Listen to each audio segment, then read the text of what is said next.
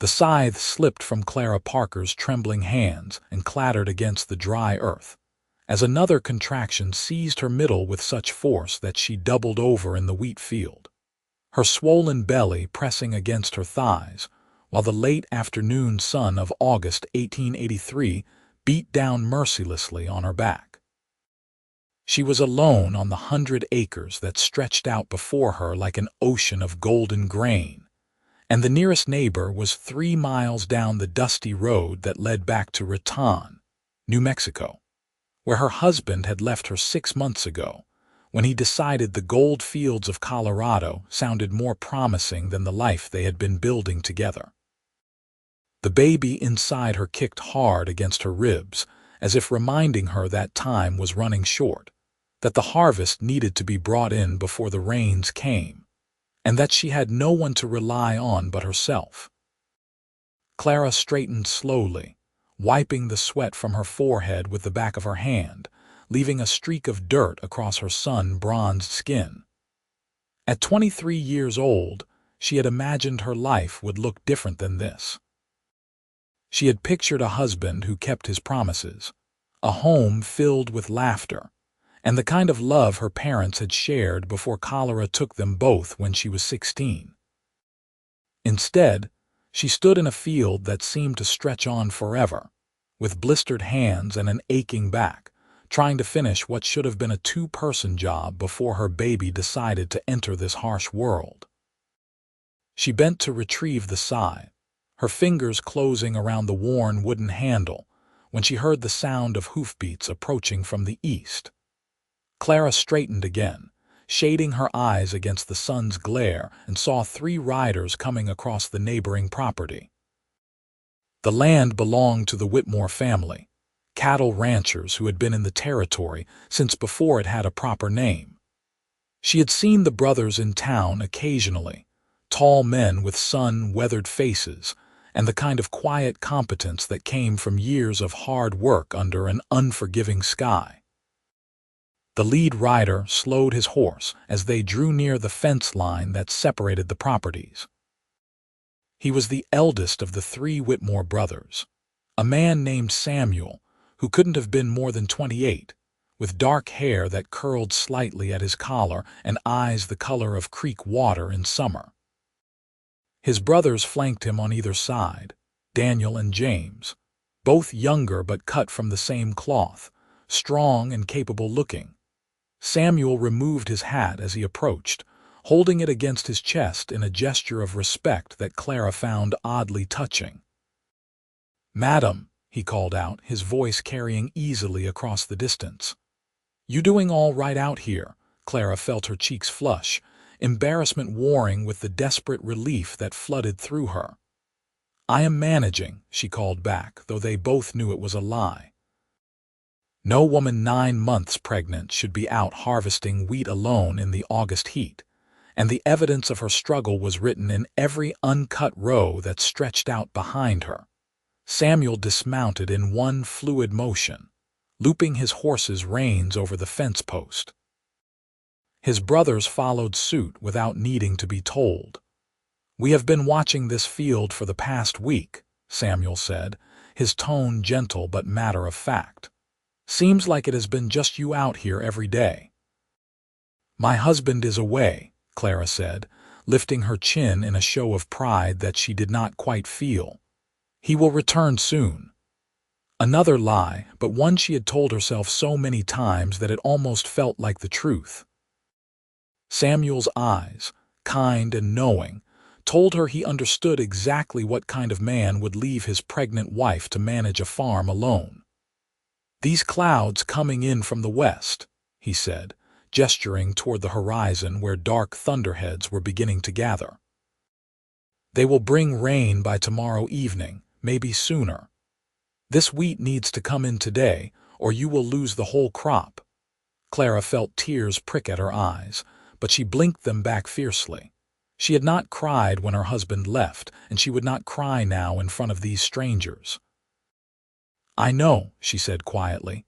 "I have been working since dawn." "Then you have been working long enough," Samuel said firmly. He turned to his brothers. Daniel, ride back to the ranch and bring the equipment. James, start on the north end. We have maybe 4 hours of good light left. He looked back at Clara, and there was something in his gaze that made her breath catch in her throat. Madam, you need to go back to your house and rest. We will finish this field before sundown. I cannot ask you to do that, Clara protested, even as another contraction rippled through her belly, stealing her breath. I have no money to pay you. Nobody asked for money, Samuel said simply. He moved closer, close enough that Clara could see the fine lines around his eyes that came from squinting into the sun for years. When my mother was carrying James, she tried to do too much, nearly lost them both. My father always said that sometimes being a good neighbor means knowing when to step in, whether someone asks for help or not. He paused, his expression softening. Please, let us do this. That baby of yours needs you to be safe, not out here swinging a scythe in this heat. Something in Clara's chest cracked open at those words, at the kindness in them that she had not experienced in so long. She nodded, not trusting her voice, and Samuel's face broke into a smile that transformed his serious features into something warm and genuine. Good, he said. Now get yourself some water and put your feet up. We will have this done before you know it.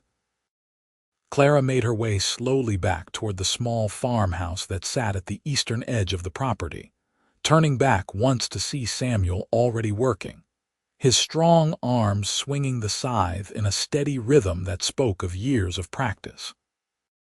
His brothers would return soon with more equipment, and together they would save her crop, save her from complete ruin, and she did not even know why.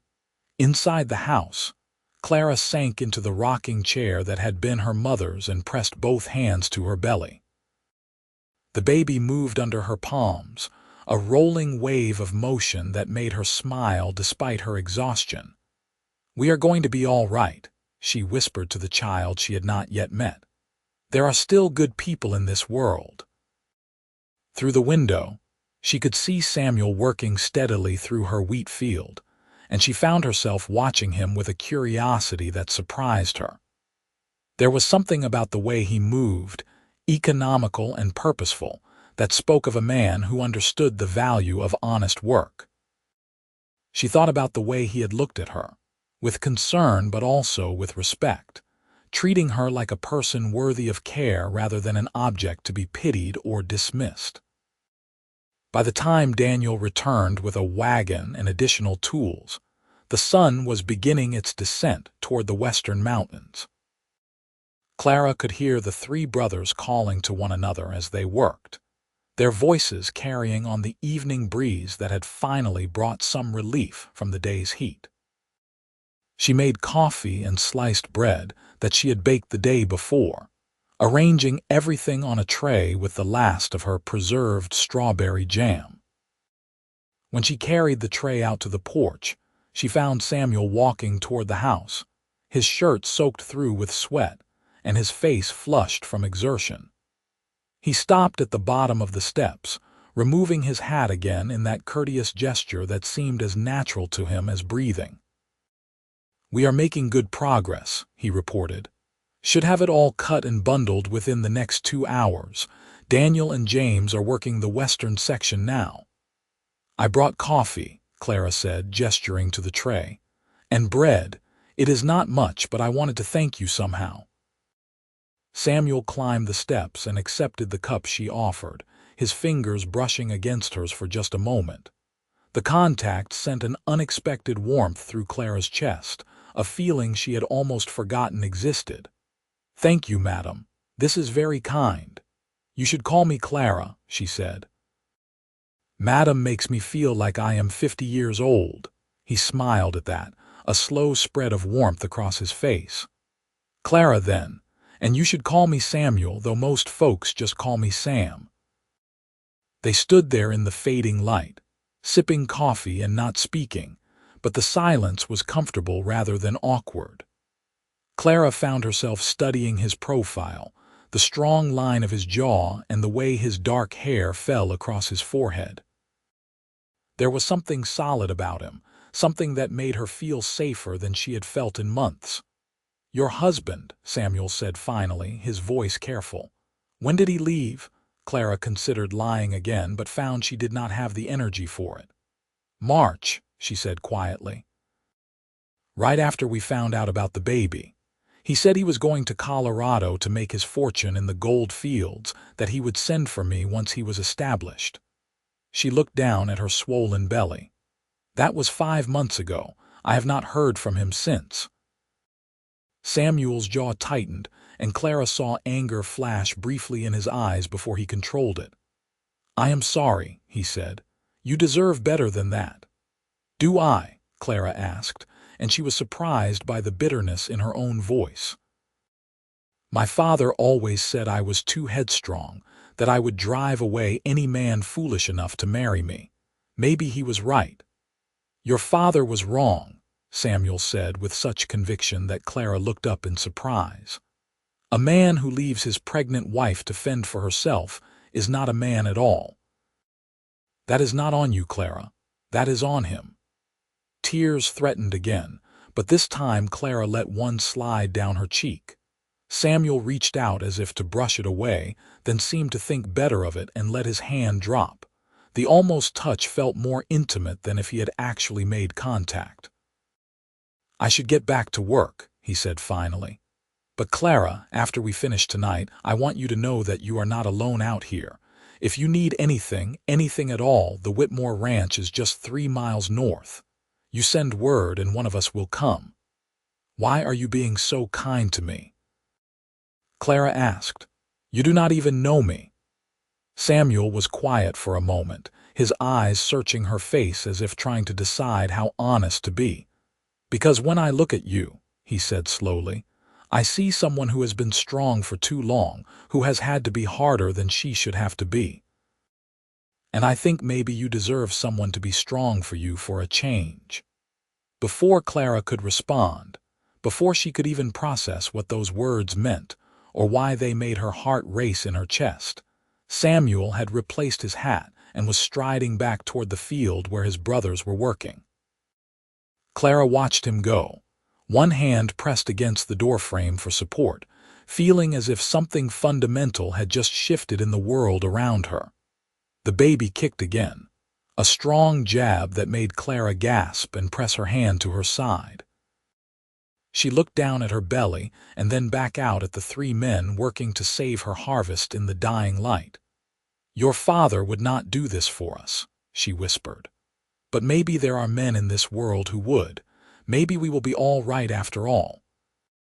As darkness fell, and the first stars began to appear in the vast New Mexico sky, Clara lit the lamps in the house and watched through the window as Samuel and his brothers finished cutting the last of her wheat. They worked by lamplight for the final hour, their shadows long and dancing across the stubble field, until finally Samuel came to the porch to report that everything was cut and bundled, ready to be threshed when she could arrange for help. "We will send someone over day after tomorrow," Samuel said, though Clara had not asked. "Our threshing equipment is some of the best in the county. We will get your wheat processed and ready for market." "Samuel, I cannot repay you for all of this," Clara said, feeling overwhelmed by the debt she was incurring even as she was grateful beyond measure. "Then do not think of it as a debt," Samuel replied. His eyes held hers, and in the lamplight they looked darker, more intense. "Think of it as neighbors helping neighbors. Think of it as the right thing to do." He paused, then added quietly, "Or think of it as a gift with no strings attached, because you deserve some kindness in your life." After the brothers had ridden away into the darkness, Clara stood on her porch and looked out at the cut field, at the neat bundles of wheat that represented her survival through the coming winter. She placed both hands on her belly and felt the baby settle, as if it too was relieved by the day's events. That night, Clara dreamed of creek water eyes and strong hands, of a voice that spoke with quiet conviction, and of a kindness she had almost forgotten could exist in the world. When she woke to the first light of dawn, she found herself thinking not about the husband who had abandoned her, but about the man who had stepped in to help without being asked, who had looked at her with respect, and something else she was almost afraid to name. The rain came that afternoon, just as Samuel had predicted, a steady drumming on the roof that would have ruined her entire harvest if not for the intervention of 3 brothers who owed her nothing, but gave her everything. Clara sat in her rocking chair, listening to the rain and feeling the baby move, and for the first time in months, she felt something that resembled hope. 2 days later, as promised, a wagon arrived from the Whitmore Ranch with their threshing equipment. Samuel drove it himself, with Daniel following on horseback to help with the work. Clara had spent the previous day trying to make the house presentable, cleaning and cooking despite the heaviness of her body and the increasing frequency of the practice contractions that left her breathless and clinging to furniture. Samuel knocked on her door just after sunrise, his hat in his hands and a concerned expression on his face. "Good morning, Clara. We brought the equipment to get started on your wheat." Clara had put on her best dress, a blue cotton that was now stretched tight across her middle, and had braided her dark hair in a crown around her head. She saw something flicker in Samuel's eyes when he looked at her, something that made her pulse quicken. "Come in," she said, stepping back to let him enter. "I made breakfast. I thought you and Daniel might be hungry." The smell of bacon and fresh biscuits filled the small kitchen, and Samuel's face lit up with genuine pleasure. "You should not have gone to such trouble," he said, but he was already moving toward the table where she had set out plates and cutlery. "It is the least I can do," Clara replied, serving generous portions onto his plate. "You have done so much for me already." They ate together as the sun climbed higher in the sky, and Clara found herself talking more freely than she had in months.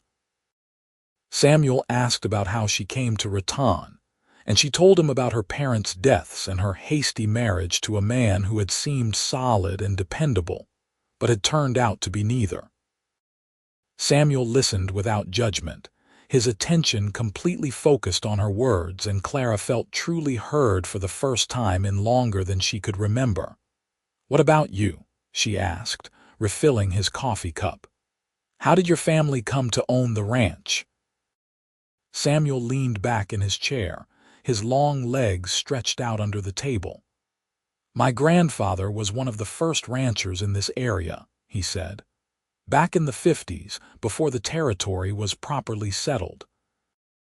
He built the ranch from nothing, raised cattle when most people said the land was too hard for it. My father inherited it and expanded the operation, and when he died 3 years ago, it passed to me and my brothers." "That must be a heavy responsibility," Clara observed. "It is," Samuel admitted. "But it is also a privilege. The land takes care of us if we take care of it. My brothers and I work well together, and we have good men working for us. We are building something that will last, something we can be proud of." There was a quiet conviction in his words that made Clara's chest tighten with an emotion she could not quite name. This was a man who understood commitment, who knew what it meant to stay and build rather than to chase after every shining promise on the horizon.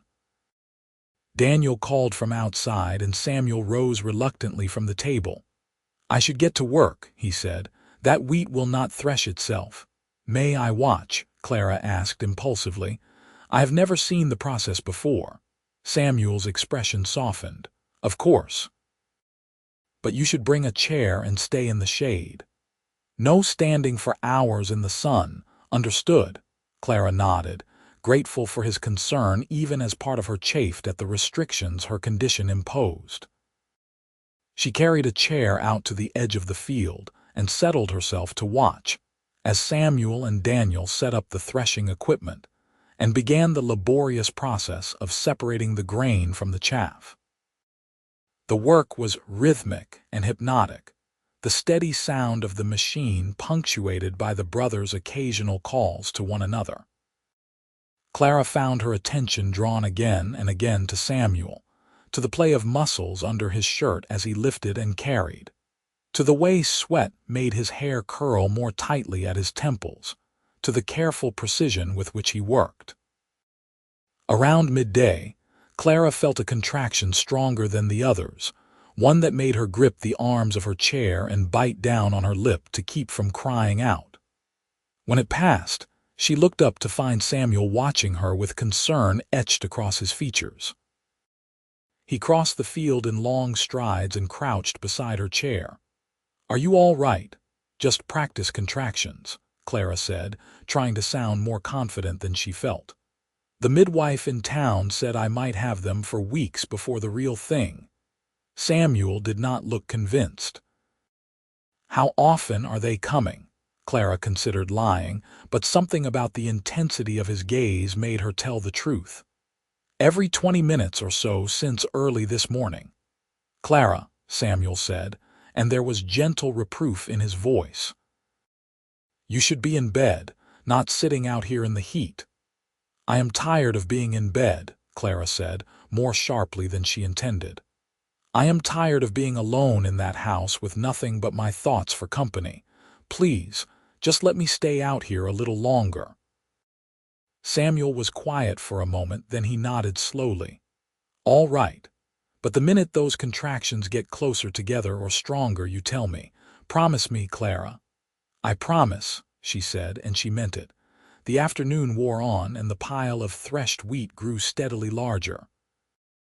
Clara dozed in her chair, lulled by the heat and the rhythmic sounds of the work, waking occasionally when a contraction gripped her middle. She was dreaming of water and cool shade when a pain sharper and more insistent than before jerked her fully awake. Clara gasped, both hands flying to her belly, and immediately Samuel was there, his work abandoned, his hands gentle on her shoulders. "How bad?" "Different," Clara managed. "Stronger." "Daniel," Samuel called over his shoulder, "ride to town and fetch the midwife. Tell her it is time." "No," Clara protested weakly. "It might be hours yet. The midwife said first babies take forever. Better to have her here and not need her than to need her and not have her," Samuel said firmly. He scooped Clara up into his arms as if she weighed nothing, chair and all, and began carrying her toward the house. "We are getting you inside where you will be comfortable." Clara wanted to protest, wanted to insist she could walk, but another contraction stole her breath, and she found herself clinging to Samuel's shirt instead, her face pressed against his chest. He smelled of honest sweat and sun-warmed cotton, and somehow that was comforting in a way she had not expected. Samuel settled her carefully on her bed and then stood there looking uncertain, which was so at odds with his usual confident demeanor that Clara would have laughed if she had the breath for it. "What should I do?" he asked. "Should I boil water? That is what they always say in stories, boil water." "I do not know why people boil water," Clara admitted, "but there is fresh water in the pitcher on the dresser and cloths in the drawer if I need them." Another contraction came, and Clara gripped the quilt beneath her, breathing through the pain as the midwife had instructed during her one visit to town. When it passed, she found Samuel sitting on the edge of the bed, his hand hovering near hers as if he wanted to take it but was not sure if he should. "You can hold my hand," Clara said softly. "I would like that." Samuel's fingers closed around hers, warm and calloused and steady. "I am not going anywhere," he said. "Daniel will bring the midwife, but until she arrives, you are not alone." "Why are you doing this?" Clara asked, the question that had been burning in her chest for days finally forcing its way out. "You do not owe me anything." Samuel was quiet for a long moment, his thumb moving in slow circles over the back of her hand. "Do you want the truth?" he asked finally. "Yes." From the first moment I saw you out in that field, so determined and so alone, something in my chest just cracked wide open. I looked at you and I thought, there is the bravest person I have ever seen. And then I thought, I want to know her. I want to make sure she is safe. I want to be the person she can rely on. He paused, meeting her eyes. I know this is not the time or place for such talk. I know you are going through something difficult and you do not need my feelings complicating things. But you asked for the truth, and that is it. Clara felt tears sliding down her temples into her hair. I do not even know you, she whispered. I know, Samuel said gently. And I am not asking for anything from you, Clara. I am just asking to be here to help however I can. The rest of it, whatever might or might not be between us, that can wait until you are ready. Maybe that will be months from now. Maybe it will be never. I just want you to know that I see you, and I think you are extraordinary. Another contraction came before Clara could respond, stronger than the others, and she squeezed Samuel's hand hard enough that she would have worried about hurting him if she could think about anything other than the pain. He did not flinch, just murmured encouragement and used his free hand to smooth the hair back from her forehead. The afternoon stretched into evening, and still the midwife did not arrive. The contractions came closer together, each one stronger than the last, until Clara was crying out with the pain of them, and Samuel was looking increasingly worried. He had removed his boots and was sitting on the bed beside her properly now, one arm around her shoulders to support her when the pains came. Something is wrong, Clara gasped between contractions. It should not hurt this much this soon. You are doing fine, Samuel assured her, though his voice was tight with concern. You are strong, Clara. You can do this. I am scared, she admitted, and saying it out loud made it real in a way it had not been before. What if something goes wrong? What if the baby does not survive? What if I do not survive? Nothing is going to go wrong, Samuel said fiercely. I will not let it. Do you hear me, Clara? You are going to get through this, and your baby is going to be healthy and strong, and tomorrow you are going to look back on this and know just how brave you really are. Clara wanted to believe him. She wanted to draw strength from his conviction, from the solid presence of him beside her. But the pain was overwhelming now, wave after wave of it, and she could feel something shifting inside her, her body preparing for the final stage of labor whether she was ready or not. Samuel, she gasped, I do not think we can wait for the midwife. Understanding dawned in Samuel's eyes, followed quickly by a flash of fear that he tried to hide. All right, he said, his voice remarkably steady. All right, tell me what you need me to do. What followed was the longest and most difficult hour of Clara's life. Samuel, to his credit, did not panic. He followed her instructions calmly, preparing what supplies they had, supporting her when she needed to move, talking to her steadily through each contraction. His voice became her anchor, the thing she focused on when the pain threatened to overwhelm her completely. I cannot do this, Clara sobbed at one point, exhausted beyond anything she had ever experienced. I cannot. It is too much. Yes, you can, Samuel said firmly, his hands gripping hers. Look at me, Clara. Look at me. When her eyes met his, he continued, You are the strongest person I have ever met. You have been carrying this burden alone for months. You harvested an entire field while 9 months pregnant because you were too stubborn to give up. If you can do all that, you can do this. I believe in you. Something in his words gave Clara the strength to push through the final contractions, to bear down when her body demanded it, to keep going even when every fiber of her being wanted to stop. And then, impossibly, miraculously, there was a baby's cry piercing the air, thin and indignant and utterly perfect. Samuel wrapped the infant in a clean towel and placed the tiny bundle in Clara's arms with a gentleness that made her heart ache. You have a son, he said, and his voice was thick with emotion. "He is beautiful, Clara. He is perfect." Clara looked down at the red-faced, squalling infant in her arms and felt love crash over her like a wave. Her son. Despite everything, despite the abandonment and the fear and the pain, she had brought this perfect little human into the world. Tears streamed down her face as she examined his tiny fingers and toes, as she traced the curve of his cheek with one shaking finger. "Hello," she whispered. "Hello, my beautiful boy. I have been waiting to meet you." The baby's cries quieted at the sound of her voice, and his eyes, unfocused but searching, seemed to find her face. Clara laughed, the sound bright with joy and relief and wonder, and when she looked up at Samuel, she found him watching them both with an expression of such tenderness that it took her breath away.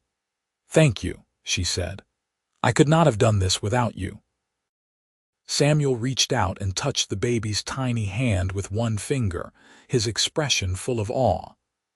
"I did almost nothing. This was all you, Clara." They were still sitting there, caught in that moment of wonder when the midwife finally arrived with Daniel in tow. The older woman bustled into the room, took one look at the scene before her, and shook her head with a mixture of exasperation and approval. "Well," she said briskly, "looks like I was not needed after all, though someone should have fetched me sooner." She moved to the bed and began her examination of both Clara and the baby, her practiced hands efficient and sure. "Everything looks good," she pronounced finally. "You did well, girl." "And you," she added, looking at Samuel with raised eyebrows, "you did not faint or make a fuss, which is more than I can say for most men." Samuel stood, suddenly aware that he had been sitting on Clara's bed for hours, that there were proprieties he had ignored in the urgency of the situation. "I should go," he said. "Let you rest." "Wait," Clara said, reaching for his hand. "What is your mother's maiden name, your grandmother's name?" Samuel looked confused by the question. "My mother was born a Montgomery. My grandmother was Sarah Montgomery before she married." "Why?" Clara looked down at the baby in her arms, at the tiny face that was already becoming more familiar. "I would like to name him Simon," she said softly. "Simon Montgomery Parker, after the people who helped bring him into this world, even if they do not share his blood." Samuel's face went through a series of emotions too quick for Clara to name, but she saw the moisture that gathered in his eyes before he blinked it away. "Clara, you do not have to do that." "I know," she said, "but I want to. Because when he is old enough to ask about his birth, I want to tell him about the brave man who helped his mother when she needed it most. I want him to know that kindness is more important than blood, and that sometimes strangers become family." The midwife, who had been tactfully examining her supplies, cleared her throat loudly. "The mother needs rest now," she announced, "and this baby needs to nurse. You men can come back tomorrow to check on them." Samuel nodded, understanding the dismissal for what it was. He bent down, and for a moment Clara thought he might kiss her forehead, but instead he placed a gentle kiss on the baby's downy head. "Welcome to the world, Simon Montgomery Parker," he murmured. Then he straightened and looked at Clara, and the promise in his eyes made her heart race. "I will come by tomorrow to check on you both. Get some rest." After he and Daniel had gone, after the midwife had helped her clean up and shown her how to nurse the baby, after she had eaten the soup that the older woman had prepared and settled into the clean sheets that had been placed on her bed, Clara lay in the darkness with her son sleeping against her chest and thought about the way Samuel had looked at her, the things he had said, the careful tenderness of his hands. She thought about her husband, somewhere in Colorado chasing dreams made of dust and disappointment, and felt nothing. No anger, no regret, just a quiet acceptance that that part of her life was over. Whatever happened next, whatever choices she made, they would be hers alone. But as she drifted off to sleep, It was Samuel's voice she heard in her mind, steady and strong, telling her she was brave, telling her he believed in her. And she thought maybe, just maybe, she could believe in herself too. The next morning, Samuel arrived with a basket of food from his ranch, fresh bread and butter and eggs and a whole cooked chicken that must have taken hours to prepare. Clara, who was sitting up in bed with Simon nursing contentedly, felt her throat tighten at the sight of such bounty. "My cook wanted to make sure you were eating properly," Samuel explained, setting the basket on the kitchen table. "She says new mothers need their strength." "Please thank her for me," Clara said. "This is incredibly generous." Samuel moved to the doorway of the bedroom, leaning against the frame with his arms crossed. The morning light through the window caught the planes of his face, and Clara noticed for the first time the small scar above his left eyebrow. The slight crook in his nose that suggested it had been broken at some point. These small imperfections somehow made him more attractive rather than less, evidence of a life fully lived. "How are you feeling?" he asked. "Sore," Clara admitted. "Exhausted, but happy. I never knew it was possible to love someone so much after knowing them for such a short time." "I know what you mean," Samuel said quietly, and the way he was looking at her made Clara's breath catch. "Samuel," she began, but he held up a hand. "I know. It is too soon. You just gave birth and you have a lot to figure out. I am not trying to rush you into anything." He paused, seeming to search for words. "But I want you to know that my feelings have not changed since yesterday. If anything, seeing you go through what you went through, seeing your strength and your courage, it only made me more certain." "Certain of what?" Clara asked, though she thought she knew. "That you are the kind of woman I want in my life," Samuel said simply. "The kind of woman I could build something real with. The kind of woman I could love for the rest of my days." Simon finished nursing and made a small sound of contentment, and Clara lifted him to her shoulder to burp him, using the motion to buy herself time to think. Her heart was telling her one thing, but her mind was cautious, scarred by the betrayal of her marriage. "I have a son now," she said finally. "A son whose father is not you. That is a lot to ask someone to take on." "Simon is part of you," Samuel said. "That makes him someone I already care about. And Clara, I grew up in a ranching family. I know what it means to work hard and build a legacy. I know about raising things, whether it is cattle or children. I am not afraid of the responsibility." Clara looked down at Simon's small face, at the perfection of his tiny features. "What if my husband comes back?" she asked quietly. "What if he shows up one day expecting to reclaim his wife and child?" "Then we will deal with it when it happens," Samuel said. "But Clara, a man who abandons his family does not get to just walk back in when it suits him. You and Simon deserve better than that." "I need time," Clara said. "Time to heal, time to figure out who I am now that I am a mother, time to understand what I really want and need." "Then take all the time you need," Samuel said. "I am not going anywhere.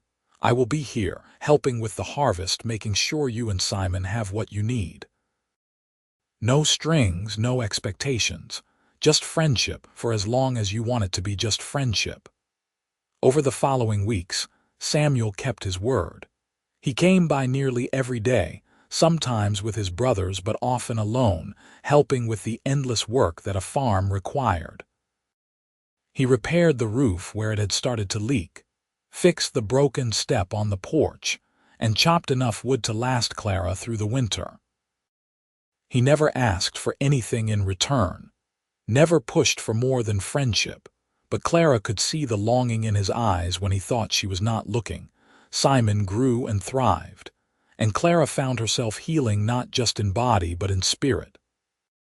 There was something profoundly comforting about Samuel's steady presence, about the way he would hold Simon with such careful reverence while Clara prepared dinner, about the easy conversation that flowed between them as they worked side by side.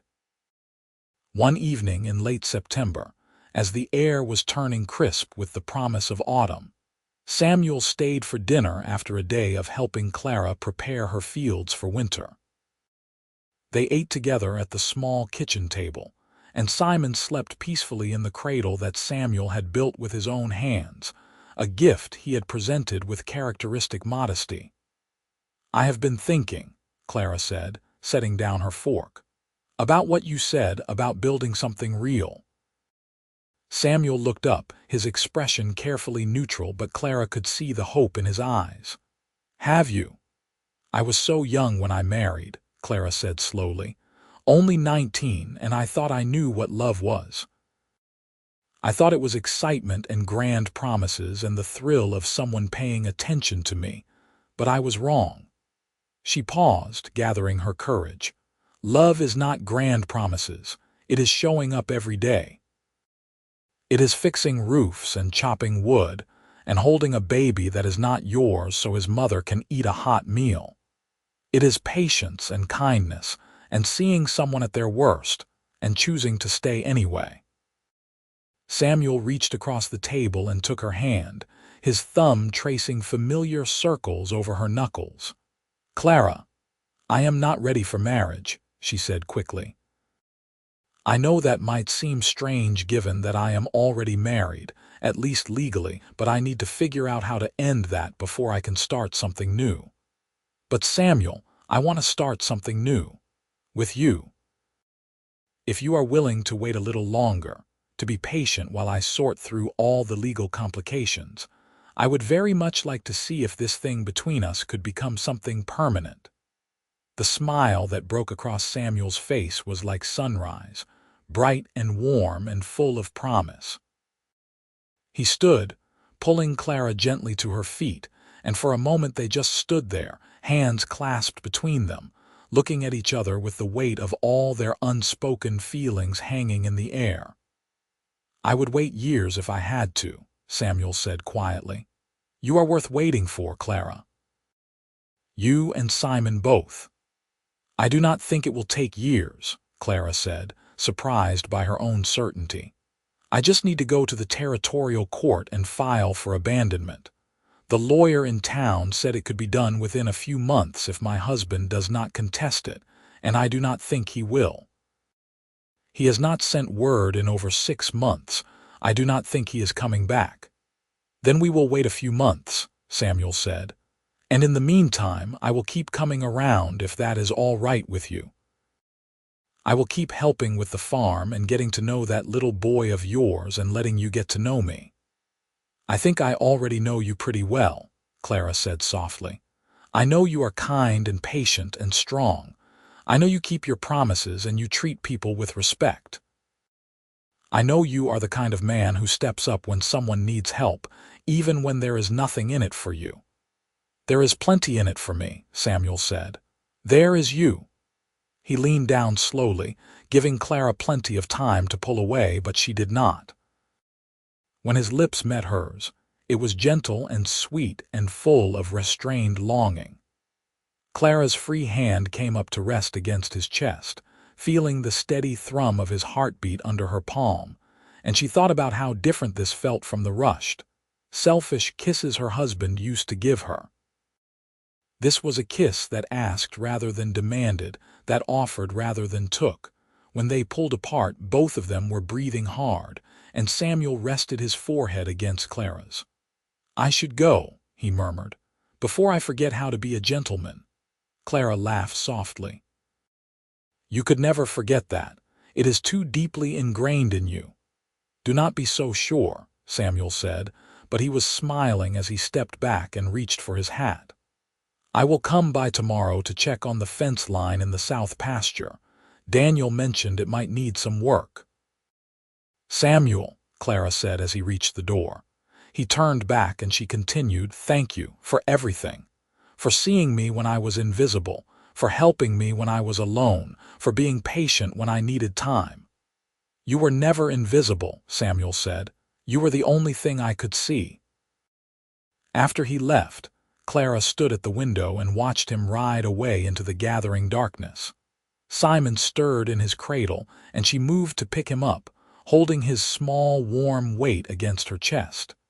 "Your father left us," she whispered to the sleeping baby.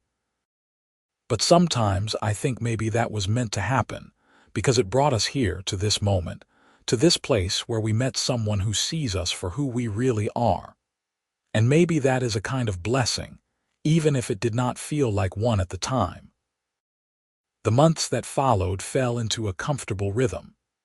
Samuel continued to visit regularly, often bringing his brothers along for larger projects, but just as often coming alone so he and Clara could spend time together. He taught her how to shoot, standing behind her to guide her aim, his arms around her in a way that made her pulse race. He helped her plant a winter garden and showed her how to preserve vegetables for the coming months. He played with Simon, dangling toys above the baby's head and making silly faces that sent the infant into gales of laughter.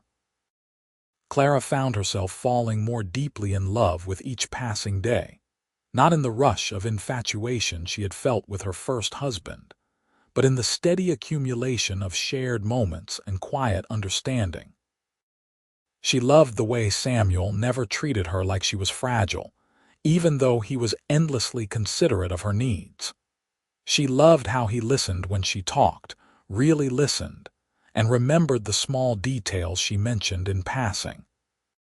She loved watching him with Simon, seeing the gentleness in his strong hands, the patience in his voice when he talked to the baby. In November, Clara made the trip into Raton to file for divorce on the grounds of abandonment. The process was straightforward but uncomfortable, requiring her to testify before a judge about her husband's desertion. Samuel offered to come with her for support, but Clara felt she needed to do this part alone, to close this chapter of her life on her own terms. The judge, an elderly man with kind eyes and a no-nonsense manner, listened to her testimony and examined the documentation she had brought proving her husband's abandonment. "This is unfortunate," he said when she finished, "but not uncommon in these territories. Too many men come west thinking they will strike it rich, leaving their responsibilities behind. I will grant your petition for divorce. You should receive the final papers within 6 weeks." Walking out of that courthouse, Clara felt lighter than she had in years. The marriage had been a mistake, but it had also taught her valuable lessons about what she truly needed in a partner. And now, finally, she was free to move forward with her life. She found Samuel waiting outside with the wagon, just as he had promised he would be. He took one look at her face and smiled. "It went well, Clara confirmed, climbing up to sit beside him. 6 weeks and I will be legally free." 6 weeks, Samuel repeated, and there was such hope and anticipation in his voice that Clara had to laugh. "You have waited this long," she teased. "Surely you can wait a little longer." "I would wait forever if I had to," Samuel said seriously, "but I will not lie and say I am not counting the days." "Only 6 weeks until Christmas," Clara mused. "That would be a good time for a new beginning, do you not think?" Samuel's eyes lit up with understanding. "Are you saying what I think you are saying?" "I am saying that if someone were to propose to me after my divorce is final, I might be inclined to say yes," Clara said, her heart racing with excitement and nerves. "I am saying that I have had enough of waiting and being cautious. I know what I want, and I want you, Samuel Whitmore. I want to build a life with you. I want to raise Simon with you and maybe give him brothers and sisters someday. I want to wake up next to you every morning and fall asleep beside you every night. I want all of it." The wagon had stopped moving, though Clara had not noticed Samuel pulling back on the reins. He was staring at her with an expression of such joy and wonder that she felt tears prick at her eyes. "Clara Parker," he said slowly, "you are the most extraordinary woman I have ever met, and I would be honored to spend the rest of my life proving to you that you made the right choice." That sounds suspiciously like a proposal, Clara said, smiling through her happy tears. It will be a proper proposal, Samuel promised, with a ring and everything. But yes, Clara, I am asking you to marry me. Not today, since you are still technically married to someone else, but soon, as soon as the law allows. Will you? Yes, Clara said simply. Yes, I will marry you, Samuel Whitmore. I will be your wife and you will be Simon's father, and we will build something beautiful together. Samuel kissed her then, right there on the main street of Raton, with people walking past and probably talking about the scandal of it, but neither of them cared. This kiss was different from their first, less tentative and more certain, a promise of everything they would share in the years to come.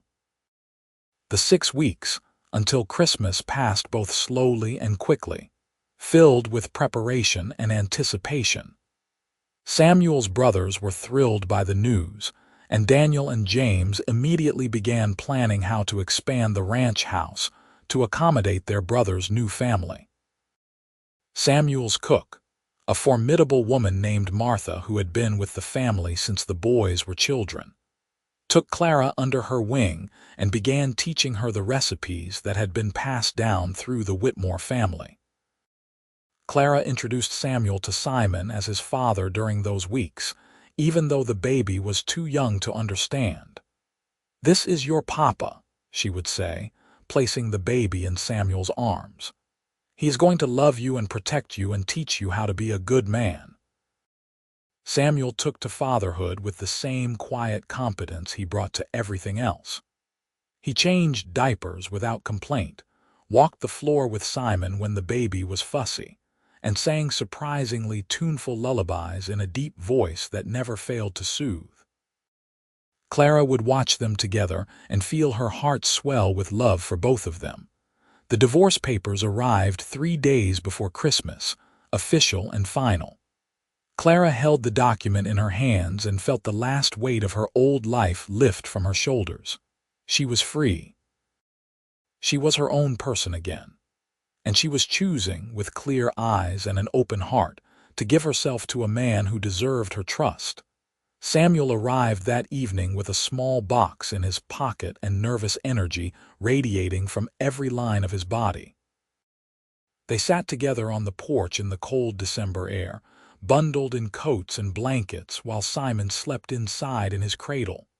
"Clara," Samuel began, and then stopped, seeming to lose his words. He tried again. "I have practiced what I wanted to say 100 times, but now that the moment is here, it has all gone out of my head." "Just speak from your heart," Clara encouraged, taking his hand. Samuel nodded, seeming to gather himself. "Before I met you, I thought I had my life figured out. I would run the ranch with my brothers, and maybe someday I would marry someone suitable, someone who would give me children and keep a good home. It seemed like enough." He paused, his eyes searching her face. "But then I saw you in that field, so determined and so brave, and something in me just knew. This woman, I thought. This is the one I have been waiting for without even knowing I was waiting." He pulled the small box from his pocket and opened it to reveal a simple gold band with a small sapphire set in the center. "This was my grandmother's ring," he said. "The one my grandfather gave her when they were married in 1823. She wore it for 53 years, until the day she died, and my mother passed it on to me with instructions to give it to someone worthy of the legacy it represents." Clara felt tears sliding down her cheeks as Samuel continued. "That legacy is hard work and faithfulness, love that endures through difficult times, commitment that does not waver when things get tough. It is partnership and respect and building something together that lasts beyond one lifetime." He took the ring from the box and held it up. "Clara Parker, will you marry me? Will you take this ring and all that it represents? Will you build a life with me, raise children with me, grow old beside me?" "Yes," Clara whispered, and then louder, "Yes, Samuel, yes to all of it." Samuel slipped the ring onto her finger, and it fit perfectly, as if it had been made for her. Then he pulled her into his arms and kissed her with all the pent-up longing of the past months, and Clara kissed him back with equal fervor, celebrating not just their engagement but the journey that had brought them to this moment. They were married 2 weeks later, on a bright January morning in 1884, in the small church in Raton. Samuel's brothers stood up with him, and Martha helped Clara with her dress, a simple but elegant cream-colored gown that she had sewn herself. Simon, now 5 months old and growing more alert every day, was held by Daniel during the ceremony and only fussed once, earning amused chuckles from the gathered witnesses. When the minister pronounced them husband and wife, when Samuel lifted Clara's veil and kissed her with joy and reverence, Clara felt as if her life was finally beginning in earnest. This was what love was supposed to be. This partnership, this mutual respect, this deep caring that went beyond surface attraction or temporary passion. The reception was held at the Whitmore Ranch, and Clara was overwhelmed by the warmth of the welcome she received. Samuel's ranch hands, some of whom she had met briefly over the past months, lined up to congratulate them and promise their support. Martha had prepared a feast that seemed to cover every available surface in the large ranch house kitchen. Daniel and James gave speeches that were both funny and touching, talking about how Samuel had changed since meeting Clara, how he smiled more and worried less, how love had made him an even better man than he already was. That night, in the bedroom that had been prepared for them in the expanded section of the ranch house, Samuel carried Clara over the threshold and set her down gently. He had carried Simon to the nursery next door and settled the baby in the new cradle that had been built just for him, and now they were alone for the first time as husband and wife. "Are you happy?" Samuel asked, cupping Clara's face in his hands.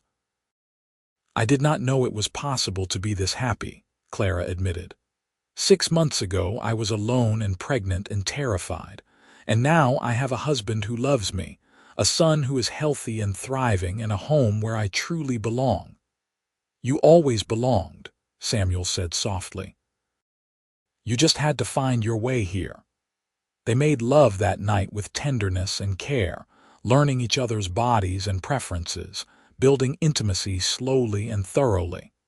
Clara had been with her first husband, of course, but this was entirely different. This was not taking but sharing, not duty but mutual pleasure, not loneliness but profound connection. Afterward, lying in Samuel's arms with her head on his chest, listening to the steady beat of his heart, Clara thought about the harvest field where this had all begun. She thought about how desperate she had been that day, how alone, how uncertain of her future. And she thought about how Samuel had appeared like an answer to a prayer she had not even known how to voice. "What are you thinking about?" Samuel asked, his fingers combing gently through her unbound hair. "About how strange life is," Clara said. "How the worst moments can lead to the best outcomes. If my first husband had not left me, I never would have been harvesting alone. If I had not been harvesting alone, you never would have stopped to help. If you had not stopped to help, we never would have met. I would like to think we would have found each other somehow," Samuel said. "Maybe not that way, but some way. Some connections are too strong to be denied by circumstance." "Do you really believe that?" Clara asked. "In fate, in things being meant to be?" "I believe in you and me," Samuel said simply. "I believe that we make our own fate by the choices we make, and I choose you, every day for the rest of my life." The first year of their marriage was filled with adjustment and growth. Clara learned the rhythms of ranch life, which were different from farming but no less demanding. She threw herself into her new role as Samuel's wife and partner, working alongside him and Martha to manage the household while also caring for Simon, who grew from an infant into a curious, active toddler. Samuel proved to be everything Clara had hoped for in a husband and more. He was patient when she struggled with new tasks, encouraging when she doubted herself, and endlessly supportive of her desire to maintain some independence.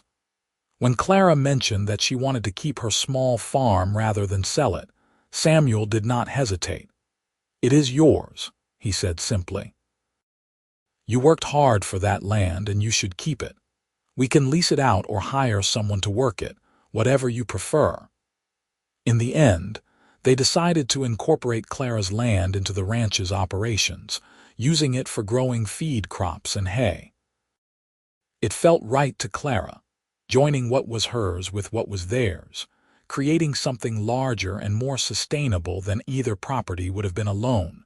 Simon took his first steps on the ranch, tottering between Clara and Samuel with squeals of delight. He said his first words there too, and those words were "Papa," directed at Samuel with such trust and love that both adults found themselves crying happy tears. "He knows," Clara said, watching Samuel scoop Simon up and spin him around. "He knows you are his father in all the ways that matter." By the fall of 1884, Clara was pregnant again, this time with a child conceived in love and anticipation rather than uncertain duty.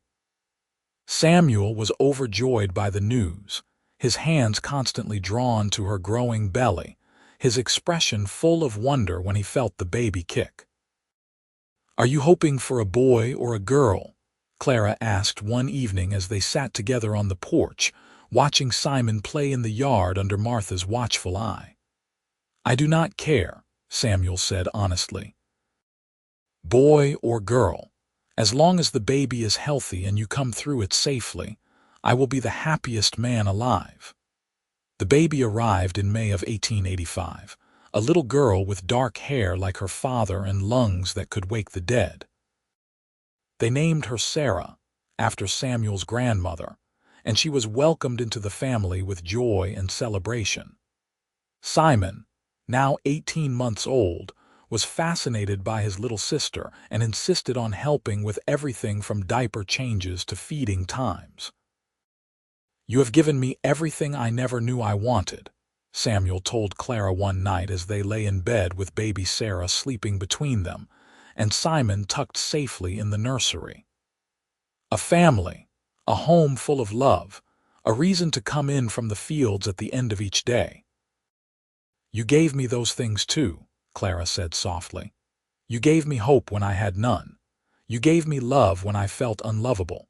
You gave Simon a father and me a partner, and you never once made us feel like we were anything less than your first choice." "You are my first choice," Samuel said fiercely. "My only choice. There is no version of my life where I do not choose you, Clara." The years rolled on, marked by the changing seasons and the growing family. Clara had 2 more children, another boy they named Nathaniel in 1887, and a daughter named Elizabeth in 1889. The ranch prospered under Samuel and his brother's management, expanding to include more land and more cattle. Clara's small farm became a productive part of the operation, the wheat and hay it produced feeding their livestock through the harsh New Mexico winters. Simon grew into a bright, curious boy who shadowed Samuel everywhere, learning the ways of ranching and cattle management. He knew that Samuel was not his biological father. Clara and Samuel had been honest with him about that from the time he was old enough to understand, but it made no difference to how he felt. "You are my papa," he told Samuel once with the simple certainty of childhood. "The other man was just someone who left. You are the one who stayed."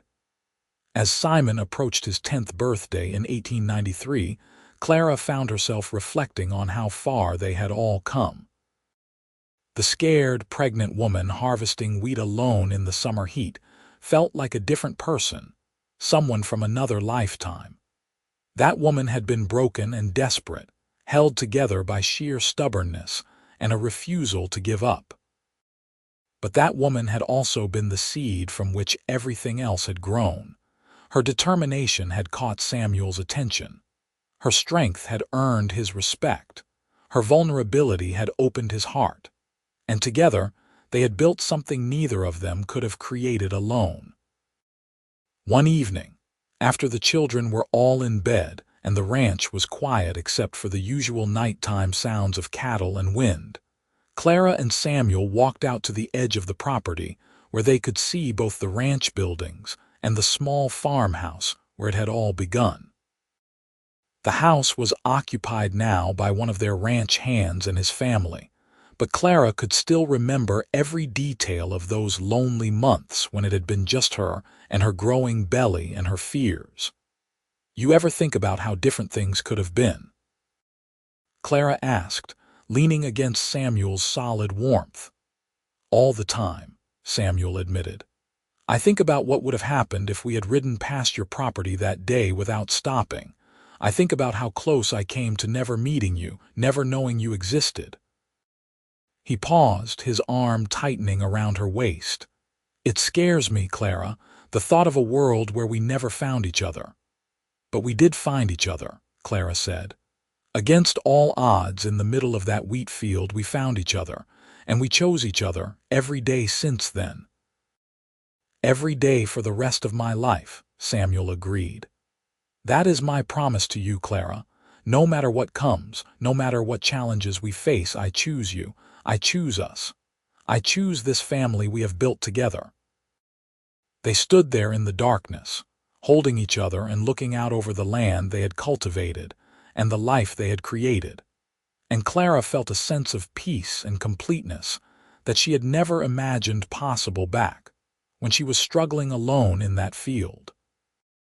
She thought about the cowboy who had stopped to help, who had seen her worth when she could barely see it herself, who had waited patiently while she healed and then loved her with everything he had. "Thank you," she whispered, not sure if she was talking to Samuel or to fate or to the universe itself. "Thank you for bringing me here, for bringing him to me, for giving us this beautiful life."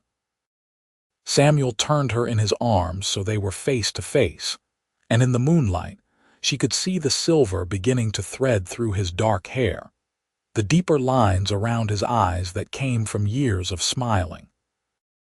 They were both older now, shaped by time and experience and the demands of their life together, but the love between them had only grown stronger and deeper with each passing year.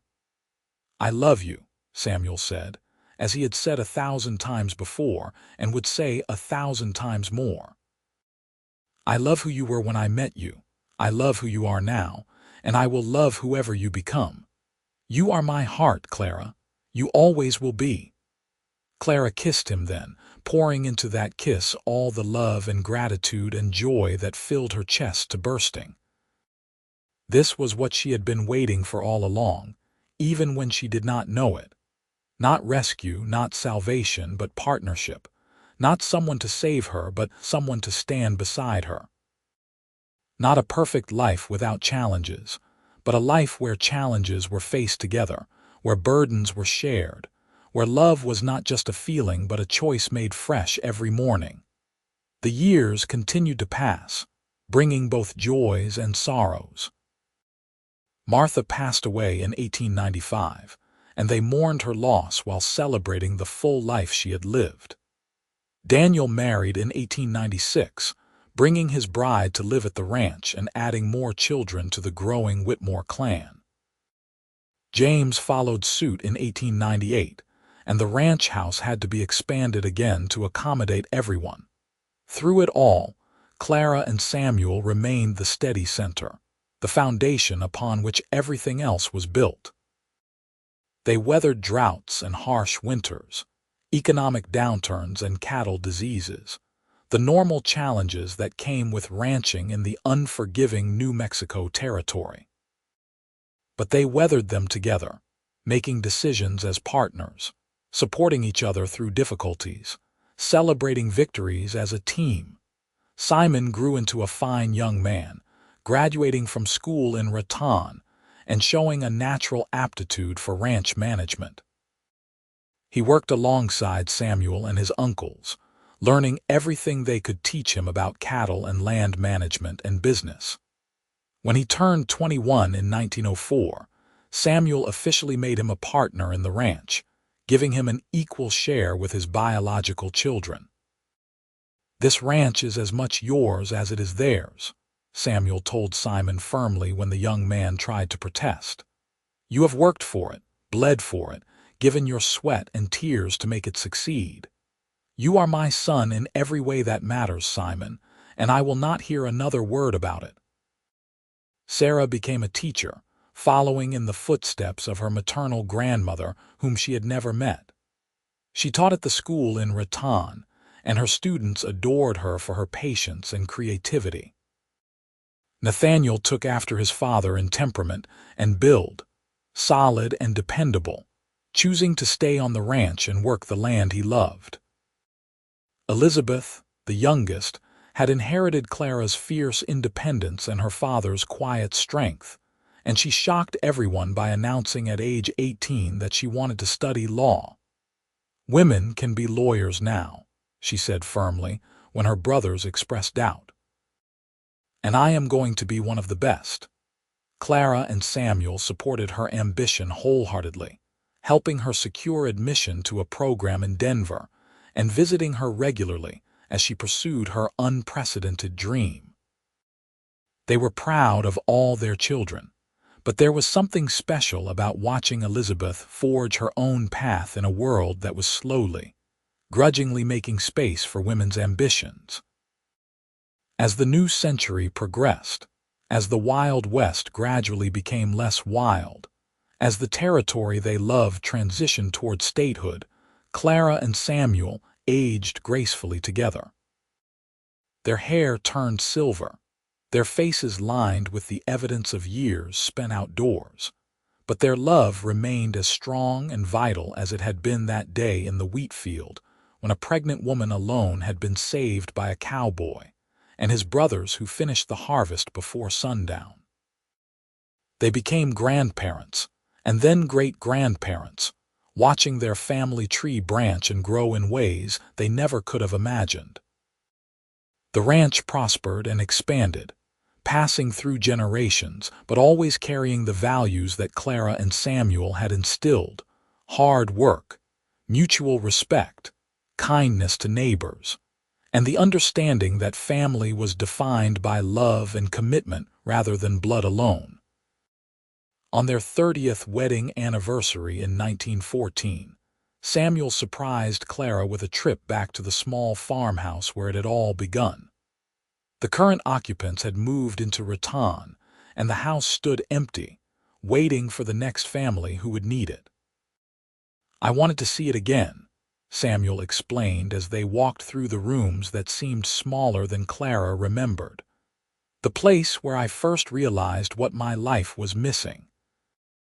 They stood in the bedroom where Simon had been born, where Samuel had coached Clara through labor with nothing but determination and faith, and Clara felt tears slide down her weathered cheeks. "I was so scared that day," she said softly. "So certain that something terrible was going to happen, that I would lose the baby or lose myself."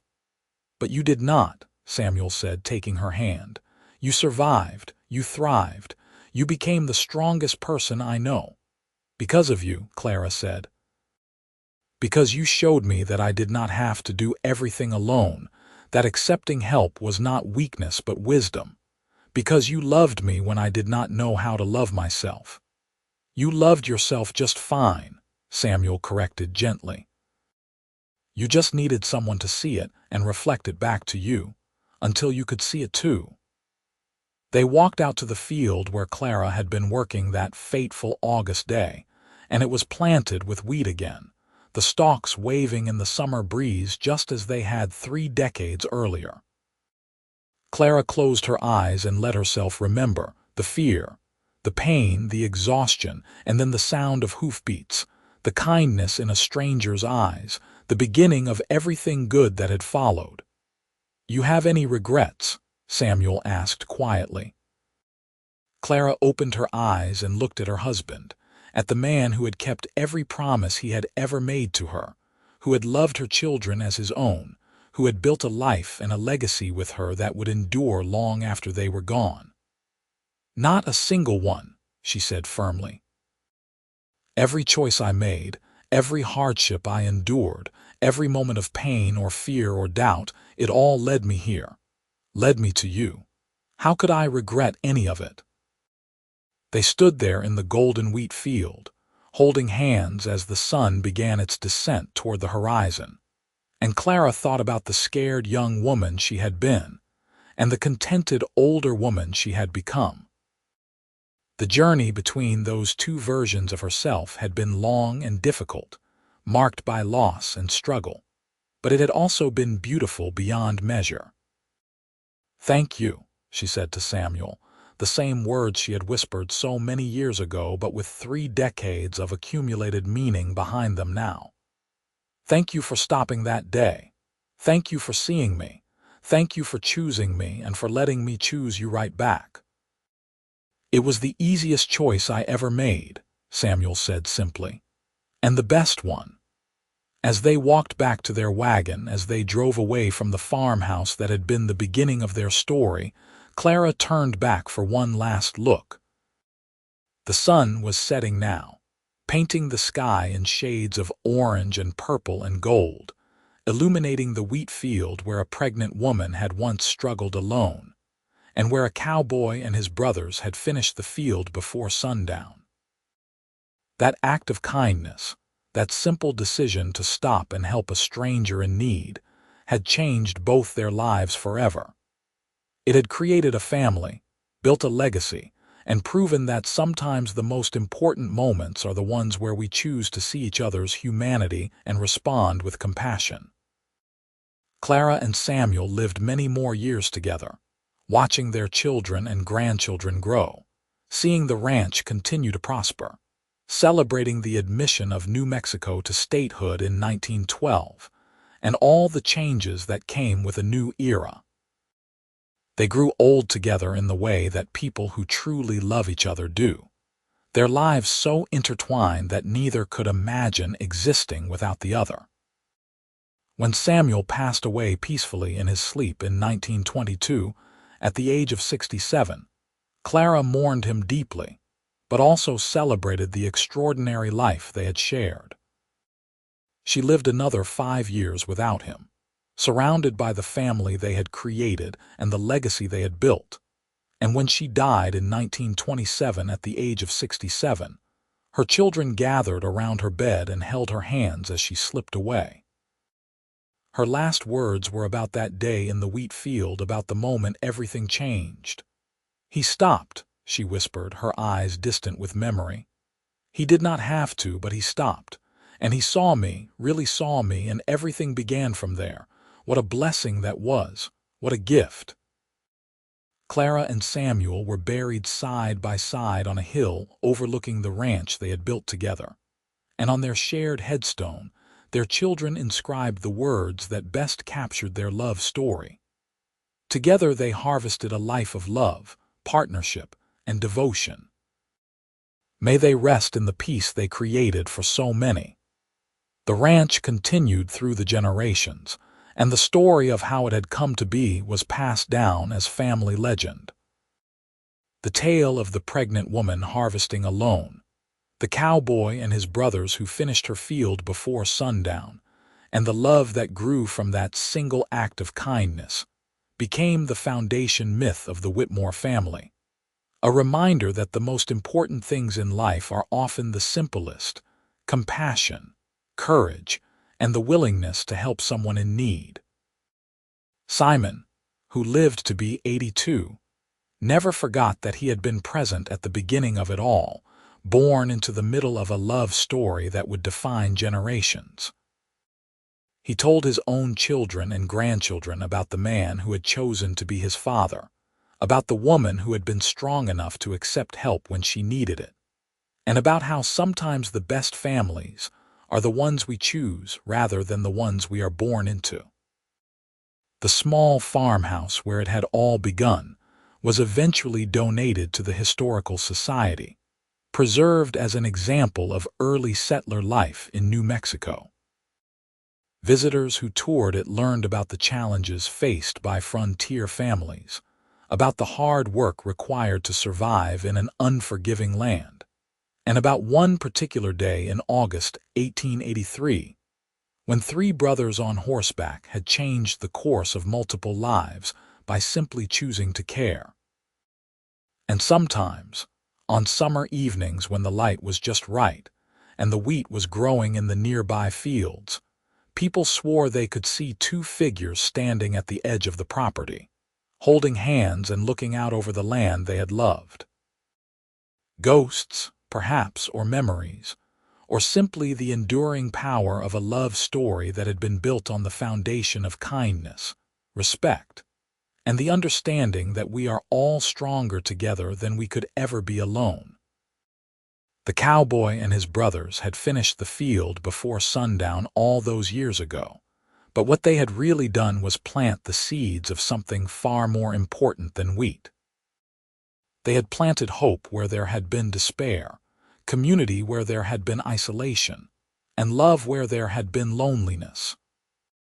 And those seeds had grown into a legacy that would endure long after the last of the wheat had been harvested, a testament to the transformative power of seeing another person's need and choosing, simply and powerfully, to help.